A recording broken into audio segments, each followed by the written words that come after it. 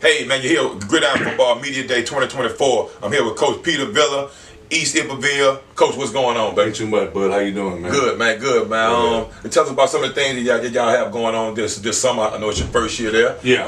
Tell us about some of the things that y'all have been going through already. All right. So the main thing we've been doing this summer right now, trying to get kids to make sure they communicate a little bit better when it comes down to what we want, our expectations. So we're trying to teach young boys to become young men. Yeah. So teaching them responsibility about how to talk to each other, how to communicate with coaches and things like that is one of our biggest things that we've been trying to do.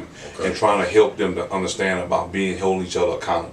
So those are the things that have been so important with us right now, because through the past they have a good history of winning, had a good program with the former coach, Joe Joseph. Yeah. But right now we're trying to make sure that we can continue that process by rebuilding a little bit, helping them to understand about being a man, handling their business, and make sure to communicate about the thing that's going on. So, now you don't only do that as a coach, because you do have a foundation that's kind of geared towards a lot of those same principles, right? Yes, yeah. Well, Vision Athletics is a program, non-profit organization I've had going on 2 years right now. Correct. And it's basically trying to help parents and kids and student athletes understand the process when developing to become a better athlete. Yep. And trying to help them to find career goals oriented, those type of things. So a lot of stuff that we do and what I incorporate in my nonprofit, I do it in my locker room. Correct.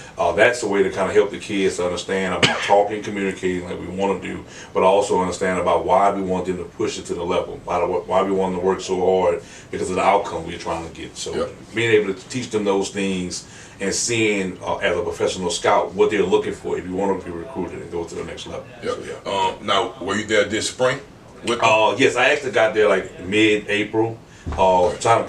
We didn't do spring ball. We did what's called OTAs, which you do in professional ball, just to kind of like to see what kids are doing, and the coaches who were there to kind of see how they manage practice-oriented things that we do. So I want to kind of see that and kind of see the kids. So as far as your assistant coaches, did you bring any coaches in? Yes. Did you retain some of the coaches? I did. I kept Roderick Jones, who's the head baseball coach. He's going to be back there this year. Everyone else is pretty much going to be fairly new. Greg Gathers, who was the defensive coordinator at Downsville last year, so he's going to be coming with me, along with Charles Sanders, who's also with Downsville. He's going to be coming assistants as well. Okay. So we're still trying to finalize our staff. We just recently hired a former coach from St. Gabriel, Solomon Lee, who used to be there a couple of years ago. He's going to be returning. Ex-teammate. Yes. He's going to be returning back, helping us out and stuff like that. And right now we're just trying to put the pieces of the puzzle and making sure that we get kids and coaches on campus who want to coach our kids and understand about helping develop these young boys to become better young men. Yep. So I know going in, when you're always taking over a program, you're going to kind of go in, you're looking at the roster of guys that's there, that's been there. Yeah. Tell me about some of the guys that you've seen that's been standout already, leadership-wise, key player-wise. Yeah. Right now, Theo Dunn, right now he's been our leader. Coming in from last year, he had over 16 touchdowns last year, which was remarkable for him and the type of offense that they were running, when it was basically more of a run-type offense. But he was able to do it in the air and on the ground. Okay. We also have a new guy coming in right now that he didn't play last year. He's a baseball guy named Colton Malonzo. Kid's about 6'3", 6'4". He's my wide tight end guy, but he's also going to probably play a little bit of quarterback. But he's also have taken on that role of working hard, doing the thing that we want to do in the community as well as on the field. And then we got Ashanti Brooks, who's going to be a senior. He's another one of our H-backs who's going to be looking for some big things coming from him as well. Okay. Yeah. I heard you mention that they were more on run-oriented last year. Yes. With the scheme change this year offensively? Depends. We're going to do what we do. Okay. If we can run it, we'll run it. We'll get a chance to throw it in the air, we will. It's based off our personnel and certain packages that we have. But my biggest thing is you get the ball to your playmakers and allow them to be athletes and do what they're supposed to do. And sometimes that may look like being on the ground. Sometimes maybe throwing the ball in the air. Right. Sometimes maybe handing the ball off or letting Theo be the quarterback, and then now we just run a quarterback counter. Whatever we have to do to kind of make those things go, we're going to do those things as a staff and try to make our program blossom. Yeah. Defensively, what front we'll see when we come? You'll see a 4-2-5, 4-2-5 multiple. Right. We'll do some 3-4 based off our alignment and things like that. Certain things that we will do. But the main thing we really been trying to focus on right now is speed, making sure our kids in shape, because both our kids may play both sides of the ball. Right. So this entire summer we've been about getting in shape, being able to handle ourselves in the trenches, but also be able to run 4 to 8 seconds per play. So that's what we've been trying to make sure we do each and every day. Good deal. Yes. So you say you got in there in the, around about April. Did you have any input on the new schedule? I know it's a new cycle coming up this year, or was it already pretty much set? It was already set for me, which is fine because it gives us a chance to trying to see what we do. I'm actually going to be playing my former school that I coached at Downsville week 4, which is crazy because me and Coach Lee real close. And he was like, man, I'm going to help you whatever I can all the way until week 4.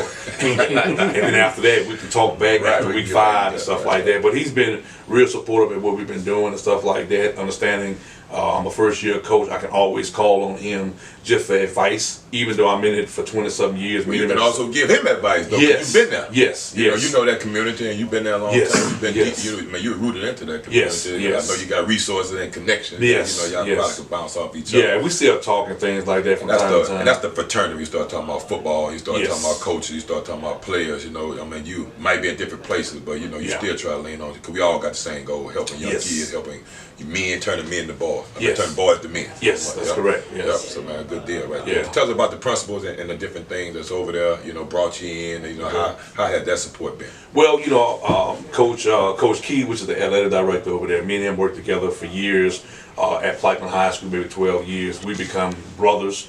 So when I finally got the call about him that he was actually looking for a job and for a coach, he knew where I was mentally, where I was emotionally, and how I wanted to be a head coach, to be able to put stamp on certain things that I do. I work with the principal, Miss Pierce, also at Plaquemine. I've been knowing her pretty much for the last 14, 18 years, and we have a good rapport because she's trying to change that dynamics over there as well. So when you have people coming in, new leadership, everybody has an identity that they're trying to accomplish. And I think because of what they've been doing before I got there, knowing their community and now understanding what I believe in, I think we're trying to put those things together, kind of change the overall trajectory of East Iberville. Right now we got new construction going over there with the facilities. I walked into a field house that I had nothing to do with, new press box, all those things that's going on, all the intangibles in the next couple of years. They'll be doing a parking lot, a parking spot along with visitor concession stand. So it's a lot of things that you will ask for as a first-year coach. I'm actually walking into it with it. Now it's just about performing and doing the things that we have to do. So, So how familiar were you with the community over there, around the school and all that prior to taking the job? Well, because I'm from Iberville Parish, I'm from Plaquemine, that area, I got some good friends I grew up with during that time frame.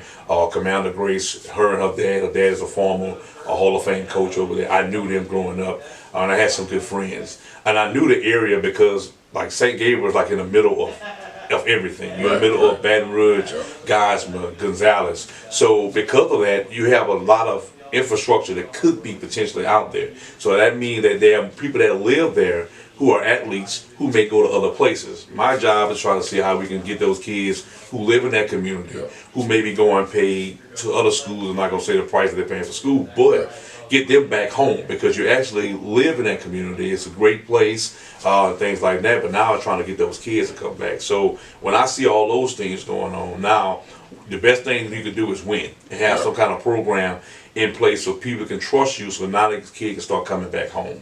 And that's what I kind of want to bring when I look at that whole entire area, because it's just in the middle of nowhere, if that makes sense. Gotcha.